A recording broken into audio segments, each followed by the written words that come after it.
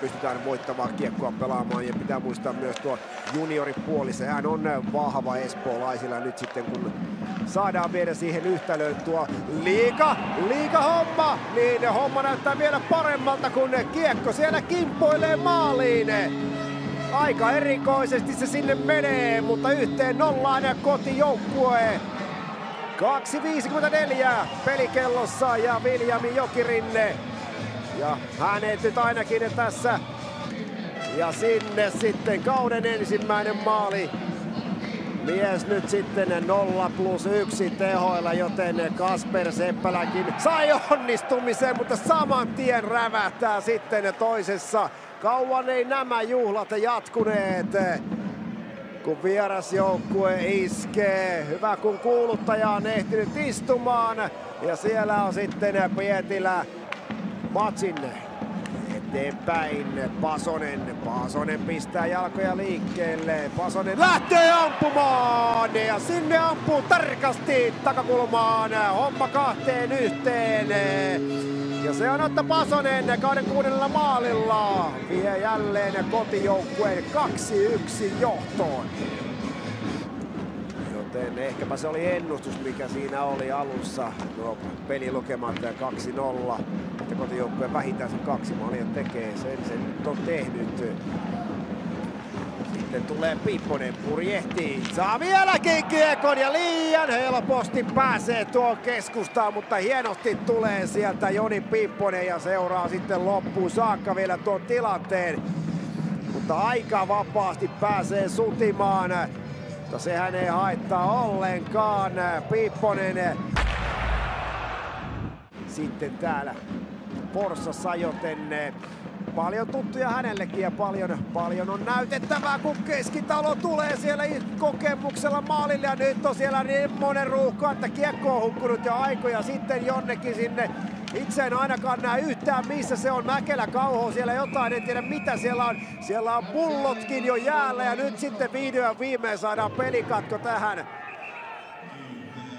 Mutta olihan hässäkkää. Siellä työnnetään jo puoli joukkuettakin melkein tuonne maaliverkon perukoille. Jäähy on joka tapauksessa tulossa. Oletan, että se on tulossa kotijoukkueelle tästä tilanteesta. Moreno siinä ottaa vähän painiotetta. Sen jälkeen kiekko jää pyörimään. Ohtonen taistelee, Koivusaari on siellä. Sen jälkeen ollaan nutullaan siellä. Saa nyt sitten vanhan seuransa kyllä vastaan. Ja sitten tulee puolittainen paikka ja laukauskin sieltä lähtee. Seppälä hakee toista maalia.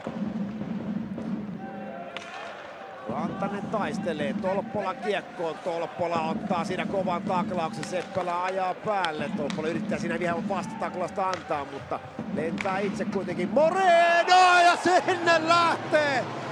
Kilinen vain kuuluu ja sinne lähtee pommitus viivalta ja se on Thomas Morenon maali. Ja kotijoukkue siirtyy jälleen johtoon. Ja nyt se lähtee komealla kadun alla. Mutta ei se ihan näin mairittelevaa nyt ole ollut. Ja hieman samoja ongelmia kyllä ylivoiman kanssa espoolaisilla oli, kun sitten on tulossa Kalliokielen paikka. Nyt pelataan maalin eteen. Hyvä paikka, ei onnistu kuitenkaan suomalaisen brasilialaisen pelaaja. Larinmaa lähtee ampumaan, pistää keskustaan ja hieno ohjuri tulee siitä. Nyt tulee komea maali. Ja nyt sitten Larinmaa näyttää siinä, että osaa mies pistää aika nätin passin. Ei se nyt vielä mitään näin ratkaise, mutta ottaa nyt johto jälleen 4. kerran sitten tässä ottelussa. Royce Martin lähtee kokeilemaan, sieltä tulee sitten Ohtonen ensimmäisenä tuohon irtopalaan ja työntää kiekon maaliin ja jotenkin se on niin Ohtosen tyylinen maali, mies joka tuolla painaa menemään, tekee töitä ja sitten iskee sieltä maalin edestä. Pietilä lähtee nousemaan, tulee maalille ja liian helposti tulee, mutta ei tätä väkkärää saada millään kiinni. On semmoinen jäähyrrä kyllä Pietilä, että siinä on pitelemistä.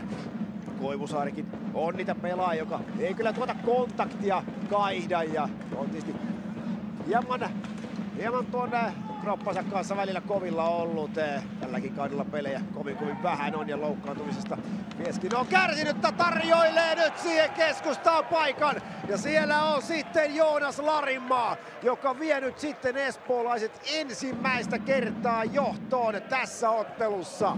Ylivoimahyökkäyksiäkin on kuitenkin tullut omaan päätyyn ja vastustaja on kuitenkin 4 maalia tehnyt.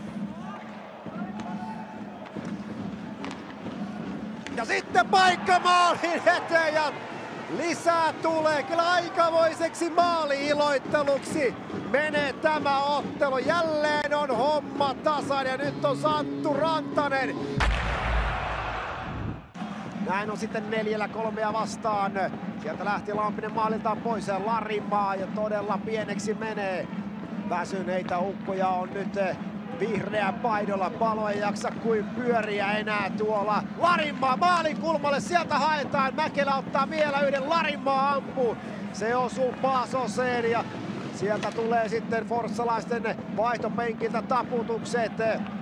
Puoli minuuttia aikaa, paine on kova. Se tulee tuonne maalille koko ajan Kivelä. Nyt ollaan melkein 2,5 minuuttia kohta menty. Ja siellä on Martin Palo ja Pasonen ollut siellä käytännössä koko tuon ajan. Ja siellä puhallellaan nyt oikein kunnolla.